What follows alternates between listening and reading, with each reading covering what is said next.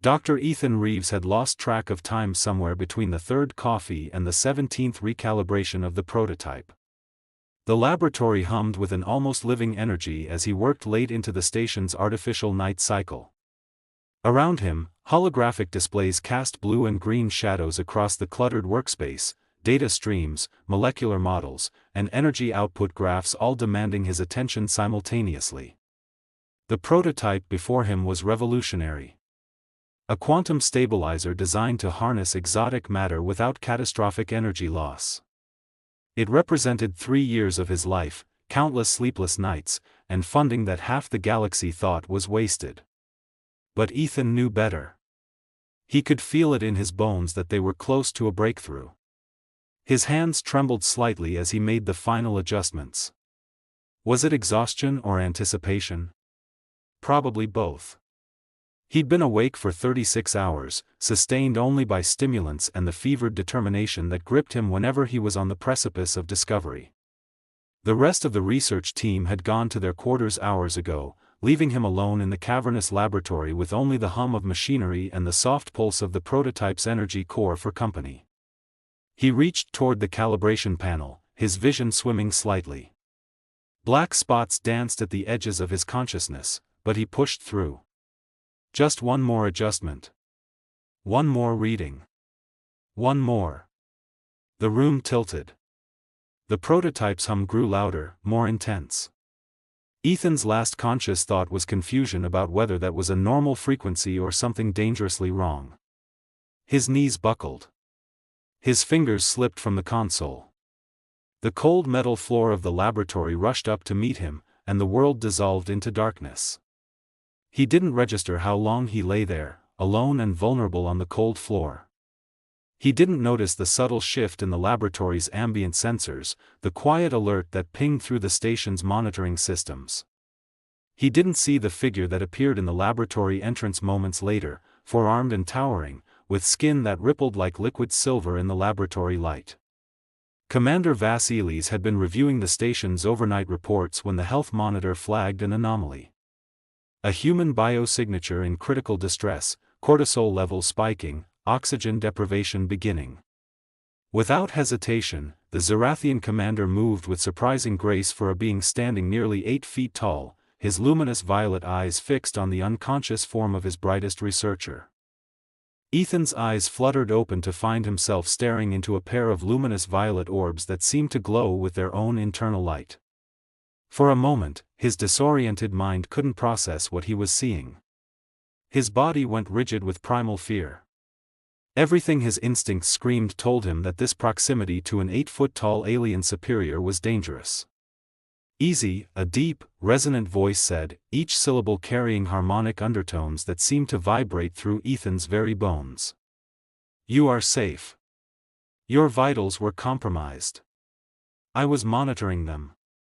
Ethan's breath came in short, panicked gasps as he tried to sit up, but firm yet gentle pressure from 2 of Commander Vasilis's 4 hands kept him lying down. The alien skin, which Ethan had only ever seen from across conference tables and research meetings, was extraordinary up close, silver with threads of deep blue running through it like veins of electricity. What happened? Ethan managed to ask, his voice hoarse. You collapsed approximately 4 minutes ago, Vasilis replied, his massive frame somehow managing to look almost tender as he hovered over the human's prone form. Acute exhaustion. Dehydration. Dangerous levels of stimulant metabolites in your bloodstream. Your body simply shut down. The words barely registered. Ethan was too aware of his vulnerability, of the sheer physical power contained in the being leaning over him. But as his panic began to subside, helped immensely by the calm, almost gentle way Vasilis spoke, he noticed something unexpected. The commander's expression, insofar as alien features could convey human emotion, was worried. Deeply, genuinely worried. Your research is important, Vasilis said, moving one massive hand to carefully brush away a strand of Ethan's damp hair from his forehead, the gesture oddly intimate. But not more important than you. I will not lose my finest researcher to pride. Ethan felt something warm bloom in his chest at those words.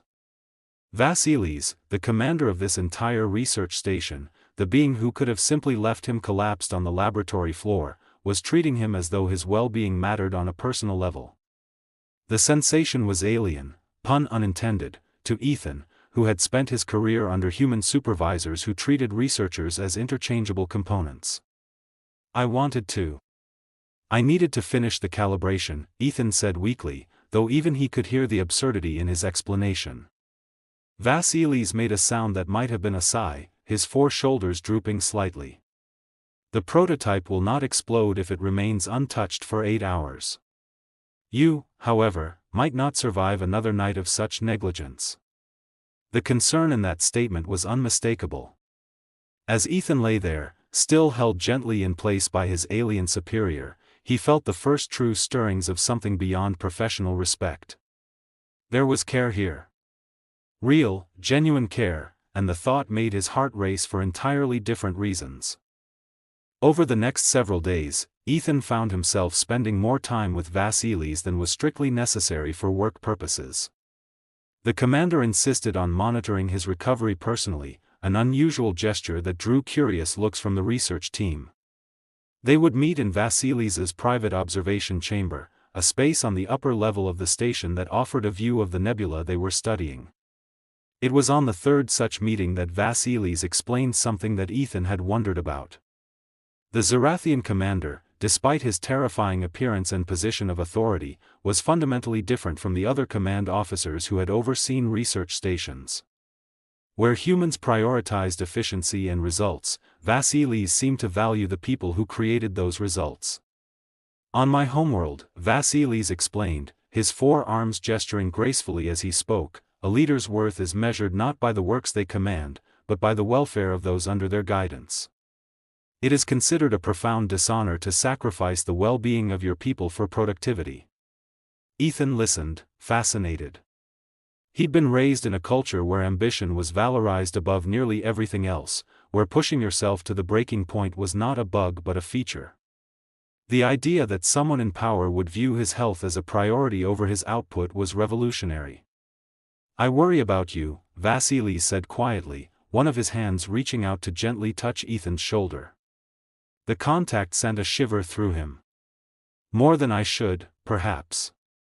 More than is appropriate between a commander and his researcher. Ethan's breath caught. The implications of that statement hung between them like charged particles waiting to cascade into something transformative. He turned to face Vasilis more directly, noticing the way the alien's luminous eyes seemed to intensify when he moved closer. Is it inappropriate? Ethan asked softly. I mean, we're both consenting adults. The hierarchy. He trailed off, uncertain. The hierarchy exists, Vasilis acknowledged, his voice dropping to that deep harmonic register that made Ethan's skin tingle. But it does not have to define everything between us. Unless you wish it to. The unspoken invitation hung in the air. Ethan found himself moving closer, drawn by something he couldn't quite name. Vasilis remained still, his luminous eyes watching carefully for any sign of hesitation or fear. When Ethan reached out and placed his hand on the alien's chest, feeling the warm, almost electric pulse beneath that silver skin, the commander made a soft, pleased sound that resonated through the chamber. I would never hurt you, Vasilis said, and Ethan believed him with every fiber of his being. I would protect you with everything I am. In that moment, surrounded by the strange beauty of the alien nebula and the warmth of his alien superior's presence, Ethan felt something shift fundamentally within himself. This wasn't supposed to happen. And yet, it was exactly what he needed. Weeks passed, and what had begun as tentative touches in the observation chamber evolved into something deeper, more complex, more dangerous. Ethan and Vasilis met in the commander's private quarters now, a sumptuous space designed for a being of Zerathian proportions. The high ceilings and wide corridors that would have seemed empty and cold to a human somehow became intimate when shared with someone you cared about. Their connection was unlike anything Ethan had experienced. Vasilis was attentive in ways that bordered on reverent, his 4 arms able to hold and touch Ethan in ways no human lover could. There was an intensity to his affection, a genuine tenderness that contrasted beautifully with his formidable physical power. When they came together, it was not with the frantic desperation of a typical shipboard romance, but with the careful, deliberate passion of someone who had thought about every moment, who had waited for it, who understood its weight. What struck Ethan most profoundly was how Vasilis treated his body as precious. The alien commander, who could crush Durasteel with his bare hands, handled Ethan as though he were something irreplaceable. His touches were tentative, questioning, always checking for consent and comfort.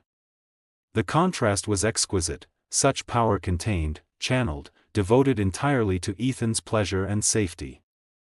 "I have lived for 247 of your years," Vasilis whispered one evening as they lay entwined in the alien's enormous bed, Ethan's human form curled against the commander's chest where he could feel the electric hum of his heartbeat. "I have commanded fleets. Made decisions that affected billions. And yet this, feels like the most significant thing I have ever done." Ethan tilted his head up to look at his lover, seeing the vulnerability in those luminous violet eyes. "I'm not afraid anymore," he said. "Of you, of this. I don't know when that changed." "When you realized," Vasilis said, moving one massive hand to cup Ethan's face with surprising gentleness, "that power and compassion are not opposites. That someone can be both strong enough to break you and careful enough to never even consider it." The breakthrough came not in the laboratory, but in Vasilis's quarters, in the quiet moments between intimacy and sleep. Ethan suddenly understood something crucial about the prototype, a solution he'd been chasing for months. The answer had come not from pushing himself to collapse, but from finding balance. From being valued as a person rather than just a brain to be exploited. He shared the solution with Vasilis immediately, unable to contain his excitement. The commander listened carefully, his forearms surrounding Ethan as the human researcher gesticulated wildly, explaining the breakthrough.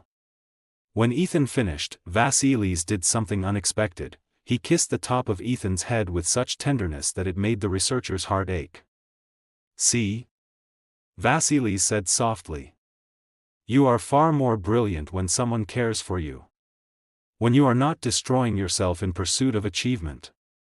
Ethan realized then that he had never truly been loved before, not like this. Not by someone who saw him completely and wanted him to succeed, not for what it meant professionally, but simply because he mattered. Vasilis had shown him a way of being that he'd never known was possible. And in return, Ethan had given his alien commander something equally rare, the trust of a fragile human heart. 3 months later, the prototype was complete and functional beyond anyone's wildest expectations. The research team celebrated in the station's main observatory, but Ethan found himself slipping away from the festivities. He made his way to Vasilis's private observation chamber, where he knew the commander would be, giving his subordinate the space to enjoy the celebration without the complications of their relationship being observed. He found Vasilis exactly where he expected, silhouetted against the vast expanse of space, those luminous eyes reflecting the distant light of 1,000 stars. "You should be celebrating," Vasilis said without turning around, though he clearly sensed Ethan's presence. "I wanted to celebrate with you," Ethan replied, coming to stand beside his lover. Close enough that their shoulders could touch if either moved slightly. "What we did together." Vasilis finally turned, and Ethan was struck once again by how this magnificent alien commander seemed to soften whenever their eyes met. "We did nothing together in the laboratory," he said gently. "You solved the prototype. I merely provided the environment for your brilliance to flourish." "That's not true," Ethan said firmly. "You provided more than that. You showed me that I don't have to destroy myself to achieve something worthwhile. You showed me that someone in power could actually care about the people under their command, not as resources, but as people." Vasilis reached out with one massive hand and pulled Ethan close. The human researcher fitted perfectly against his commander's side, a fact that still amazed Ethan given the vast difference in their sizes. He'd learned that Zerathian physiology was far more flexible than human biology, and what might have seemed awkward was instead remarkably comfortable. On my homeworld, Vasilis said, leaders and those they serve sometimes form life bonds. Commitments that transcend the normal hierarchies. It is rare, but not forbidden. I have been thinking about whether such a bond might be possible between our two species. Whether you might consider it. Ethan's heart stumbled. Are you asking me to? I am asking if you would want to stay, Vasilis said, his voice carrying that harmonic depth that made Ethan's skin tingle. Not as my subordinate. Not even as my lover, unless you wished it to be so. But as my partner. My life bond. My choice, every day, to stand beside you among the stars. Ethan turned in the alien's embrace, looking up into those luminous violet eyes that had once terrified him but now represented everything he'd been searching for. Yes, he whispered. Yes, absolutely yes. When Vasilis kissed him then, surrounded by the vast beauty of space and the gentle hum of the station around them, Ethan finally understood what it meant to be truly seen, truly valued, and truly loved. The breakthrough he'd been chasing wasn't just the prototype. It was the realization that sometimes the most revolutionary discovery wasn't scientific at all, it was learning that you could be powerful and tender, that authority and compassion could coexist, and that love could bloom in the most unexpected places. Love between two species, two worlds, two souls who had found each other in the darkness and decided to shine together.